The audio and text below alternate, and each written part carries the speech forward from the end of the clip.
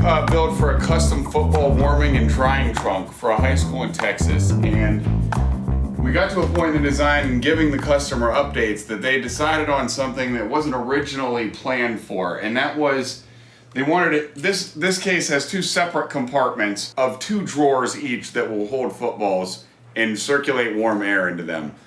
And originally this thing was going to be on all the time because of a couple reasons, including power draw that the whole system was taking in. They had a mid-project request to add in kill switches to the heaters separately so they could individually control them. So at this point, we have to use what's available to us because we didn't factor it in the initial design, but we can accommodate anything that they need. So now it's time to figure it out.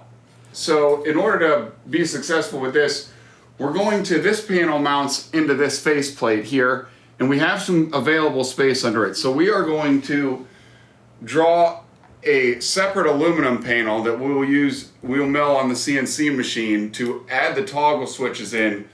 And then after that, we have a custom label printer and cutter, so we can print a vinyl graphic to coat the plate in, so it will look seamlessly like it was planned the whole time.